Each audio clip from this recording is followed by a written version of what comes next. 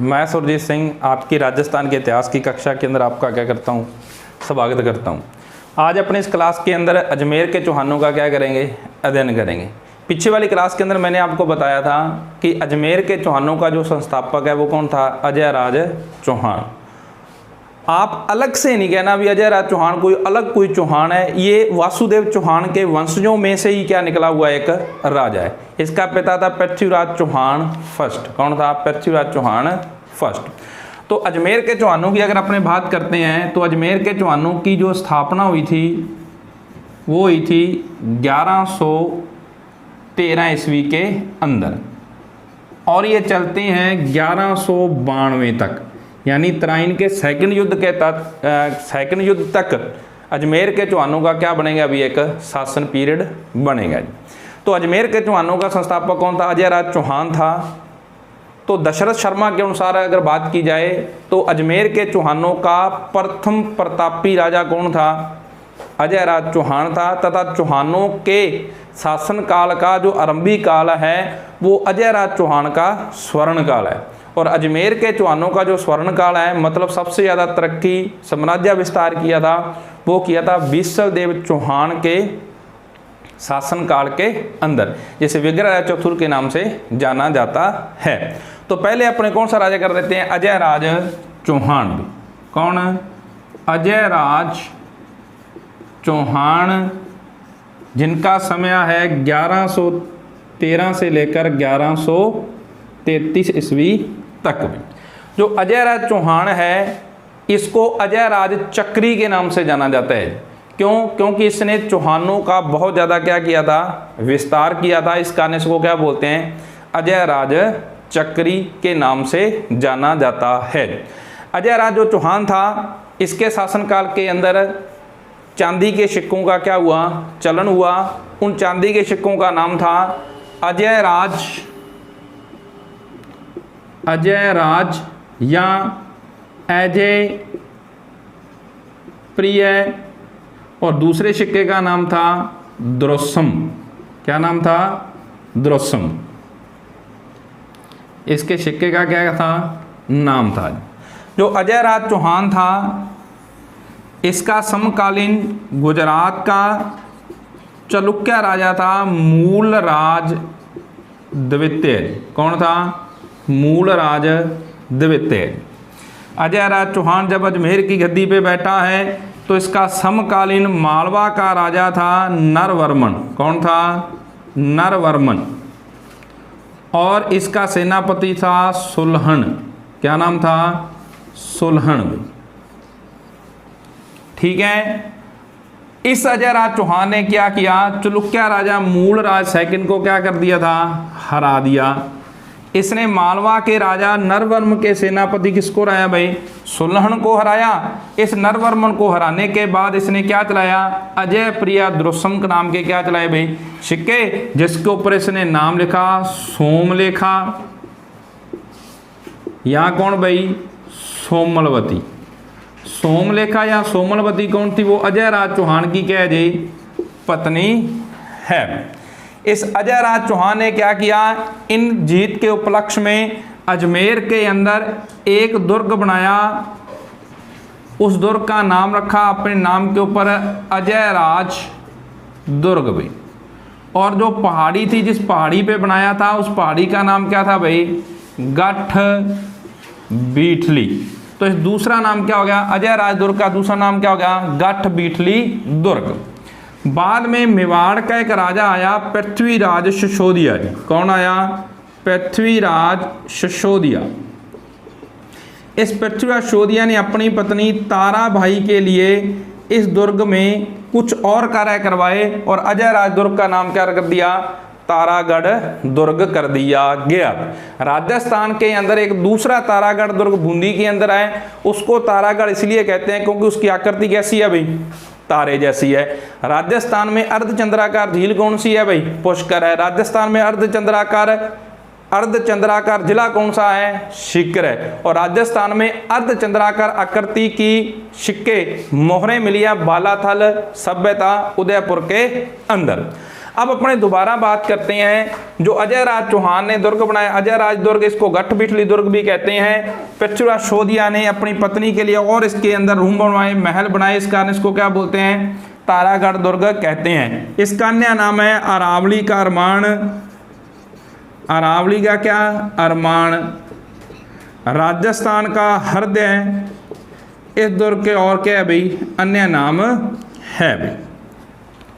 जो अजय राज चौहान है अंतिम समय के अंदर लगभग 1130 ईस्वी के अंदर पुष्कर झील में तपस्या करने चला गया और अपना कामकाज, अपना शासनकाल अपने पुत्र अर्नोराज को सौंप गया। पुष्कर झील पर तपस्या करते हुए 1133 में इस अजय राज चौहान की क्या होगी भाई? मृत्यु, मतलब मोक्ष को क्या हो गया भाई? प्राप्त। तो अजमेर के चौहानों का अगला राजा कौन आएगा? अर्नोराज चौहान। 1133 से 1150 पहला राजा कौन? अजय राज चौहान। अजय राज चौहान ने अजमेर के चौहानों की क्या की थी? स्थापना की थी। इसने 1113 के अंदर अजमेर शहर की क्या की थी? स्थापना की थी और 1130 में तपस्या करने चला गया और 1133 में इसकी क्या होगी भाई? मृत्यु। तो अगला राजा कौन आएगा? अर्नोराज चौहान। कौन आएगा? अर्नोराज चौहान।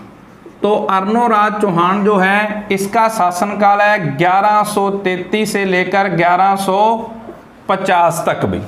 अब अर्नोराज चौहान के ऊपर पेपर में काफ़ी प्रश्न बनते हैं, वो एक एक करके अपने पूरे ध्यान से इसके ऊपर क्या करना पड़ेगा? मनन चिंतन करना पड़ेगा। अब देखो इस अर्नोराज का पिता कौन है? तो पिता कौन है? अजय राज चौहान भी।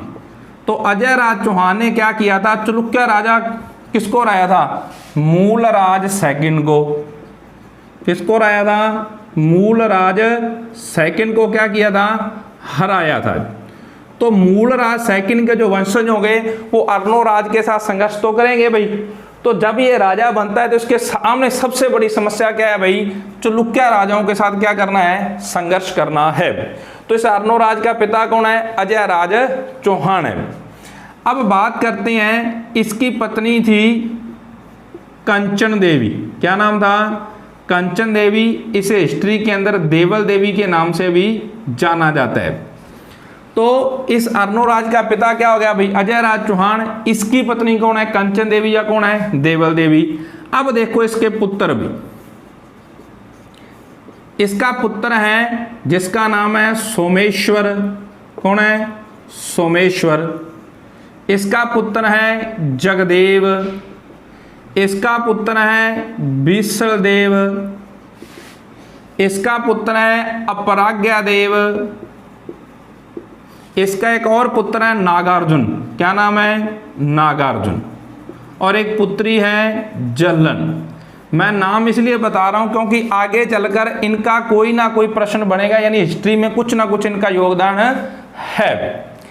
अब इसके दो दरबारी कवि थे। कितने दरबारी कवि थे? दो। एक का नाम था देवबोध और एक का नाम क्या था भाई? धर्मबोध या धर्मघोष। इसके क्या थे? दो दरबारी कवि थे। इस अर्नोराज चौहान ने क्या किया था? अजमेर के अंदर आना सागर झील बनाई थी भी। कौन सी झील? आना सागर झील भी। और नदी कौन सी थी भाई? चंद्रा नदी थी। समय पूछा जाए कब बनाई गई तो 1133 से लेकर 1137 के बीच। एक समय पूछे तो आपने क्या करना है? 1137 लगाना है। एक आगे चलकर बुक आती है जिसका नाम है पृथ्वीराज विजय। कौन सी भाई? पृथ्वीराज विजय। वो 1135 से लेकर 1137 के बीच इस झील के निर्माण के बारे में बताती है। भी इसका निर्माण 1135 से 37 के बीच हुआ था। अब आपके मन में प्रश्न चल रहा होगा, घूम रहा होगा कि इस आना सागर झील का निर्माण क्यों करवाया गया? क्योंकि तुर्की सेना ने जब अजमेर में आक्रमण किया या अजमेर पे अटैक किया तो उन्होंने लोगों का कत्ल किया, तो भूमि जो खून से लथपथ हो गई थी उस भूमि को साफ करने के लिए एक झील का निर्माण करवाया गया अर्नोराज द्वारा। वो झील का क्या नाम था? आना सागर झील। आगे चलकर भारत का एक मुगल बादशाह आता है जहांगीर 1605 से 1627 तक। इसकी एक पत्नी थी नूरजहां। नूरजहां की एक मां थी जिसका नाम था अस्मत बेगम। क्या नाम था? अस्मत बेगम। तो अस्मत बेगम ने आना सागर झील के किनारे पे फूलों से इत्र तथा फूलों से शराब की विधि बनाने का क्या किया था? आविष्कार किया था। आगे चलकर भारत के ऊपर अंग्रेजों ने 200 साल क्या किया? राज किया। वो 200 सालों पर जो राज किया, तो अंग्रेज भारत में कब आए और कैसे कैसे आगे राज करते हैं, उसकी शुरुआत जहांगीर के शासनकाल से हुई थी। यानी जहांगीर ने 10 जनवरी 1616 ईस्वी में टॉमस रो को भारत में व्यापार करने की क्या दी थी भाई? अनुमति दी थी। और आपकी जानकारी के लिए बता दें, टॉमस रो 1615 में भारत आता है और ये भारत में 1615 से 1618 और 19 तक भारत में अंग्रेजों का दूत बनकर रहता है। और ईस्ट इंडिया कंपनी की स्थापना 1600 ईस्वी के अंदर हुई थी। इसके अंदर 24 सदस्य थे। तब इंग्लैंड का जो राजा था वो जेम्स था। कौन था? जेम्स था। अब अपने बात करते हैं कि 1857 की क्रांति के बाद, यानी 1857 की क्रांति तक ईस्ट इंडिया कंपनी का शासन भारत में चलता था और 1857 की क्रांति के बाद भारत में ईस्ट इंडिया कंपनी का शासन समाप्त हो गया और इसके बाद भारत ब्रिटेन के क्राउन के क्या आ गया था? अधीन आ गया था। और 15 अगस्त 1947 के बाद इंग्लैंड से क्या हो गया था भाई? आजाद। अपने दोबारा कहां पहुंचते हैं भाई? इस अर्नोराज चौहान के ऊपर पहुंचते हैं। इसने आना सागर झील बनाई। एक सन पूछे तो क्या भाई?